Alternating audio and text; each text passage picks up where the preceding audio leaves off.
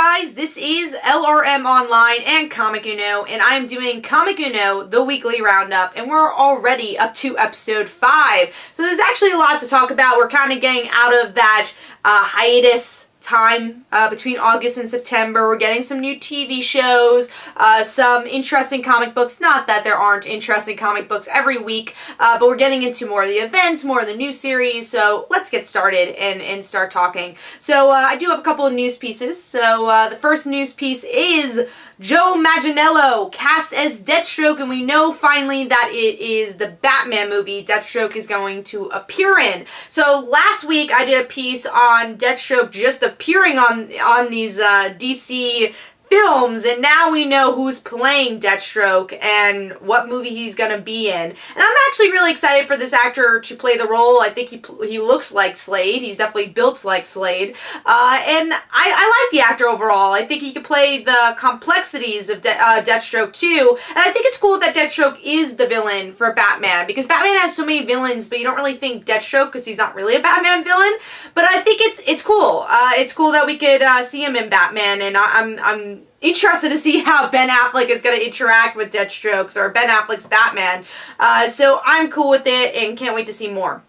So moving on to the next topic, which is Steve Orlando will be writing JLA. So this was the mystery book from DC Rebirth. Who's going to write this book and what is it about? We still don't know what it's about, but we know it's going to be in 2017, and finally we know that the writer of Supergirl, the current Supergirl, is going to be writing this series, which I was actually surprised. I thought it was going to be like a Jeff Johns type person, but Steve Orlando just got an exclusive deal from DC, so it definitely makes sense for him to do more titles from DC. But I'm excited. I'm getting into the Supergirl series. It's not my favorite. It's kind of like in the middle right now for me, but I'm interested to see what Steve Orlando will do with that series, and of course, JLA 2. Alright, so moving on to another topic which I talked about last week, but we got more information about this week. So it's Black Lightning's TV show is going to be on Fox. So I said I thought it was going to be on TNT or something like that. I was kind of close, right? It wasn't on the CW. I'm not surprised by that. I think there's a lot of shows they're doing on the CW. I knew that they would have to do another network, but I didn't think about Fox. But I think Fox is a good place to have this show, especially with Gotham on the network already, and there's some family shows that are coming to Fox. You have Empire, also Son of Zorn just aired today, so for some reason that's coming to mind. Pitch, I think, is going to be kind of the family dynamic show too. So I think it's a really good show to have on Fox. So I am excited to see it on that network. Again, TNT was something that came to mind, but Fox I'm completely okay with. Alright, so moving on to the next topic, which is Jonah Hex returning to Legends of Tomorrow. So, if you guys don't know, I do a Legends of Tomorrow podcast called the Legends of Tomorrow Podcast, and that means I talk about Legends of Tomorrow a lot, and I think about the show a lot. A lot of the, I guess, the smaller moments I think about, a lot of the details. And I remember the Jonah Hex episode, I was a little disappointed with the episode because I expected so much more from the character. I really liked the actor. So I'm glad to hear he's coming back and just give him more screen time and kind of showcase his relationship more with Rip. I want to learn really what their friendship is all about. Moving on to the last topic, last news topic, which is Supergirl getting a new out-of-continuity miniseries called Supergirl Being Super. And the artist is Joelle Jones, who has done Lady Killer. That's what she's most popular for. She's done a couple of Marvel stuff too. I think Mockingbird, one shot she did. So you definitely see art here and there. And I am super excited for Supergirl. I saw some of the images that came out. It looks more modern. It looks like really Superman American Alien except for Supergirl. And that makes me excited because I love Superman American Alien and the modern take it took on Superman. And I'm glad they're doing it for Supergirl now. You know, I feel like with Supergirl, especially the high school days, are very much still in the Silver Age. Even looking at the current high school story we're getting.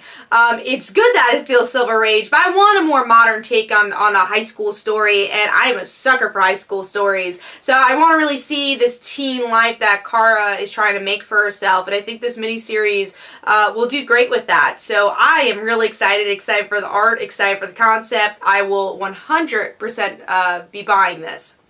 Alright, so we're moving on to a TV show. I just want to note that I did do a review of Son of Zorn, the premiere, on my channel, so if you want to go check that out. I'm starting to review some of the fall shows coming out, some of the new ones.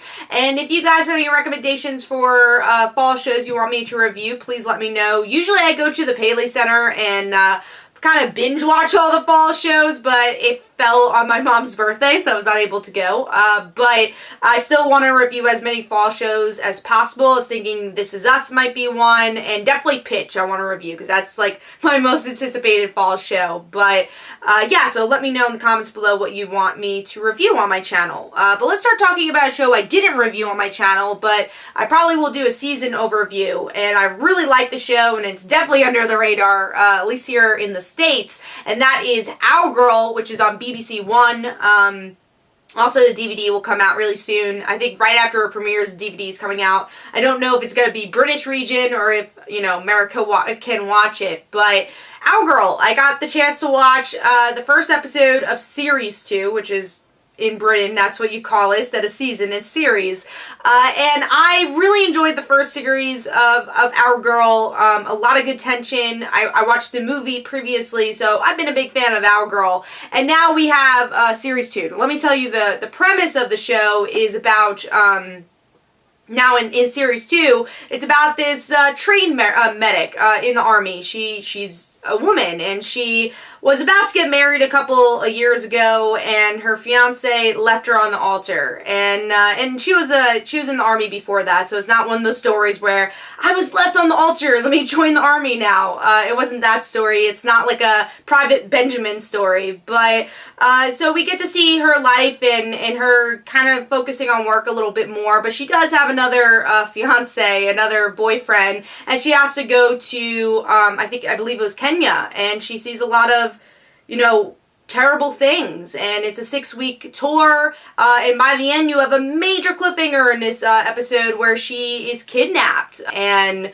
it's a very action-packed show. And what I like about this a lot, obviously, is just representation of women in the military. I don't think we get enough of that, and that's something I enjoyed about the first season or first series of Owlgirl, and also now the second series of Owlgirl, and I really enjoyed that. And I liked what I also enjoy about this series a lot. I feel like in military type shows or even movies, it only focus on one or the other. It's like them in the army, them, you know, on tour, or you know, somebody when they get home, a veteran when they get home. So that's usually what happens. It's never both. And with this show, they mix the family relations and her job very well. And you get to see her at home, and you get to see her doing her job. And that's something I really enjoyed about the first series of Owlgirl, and it's continuing here.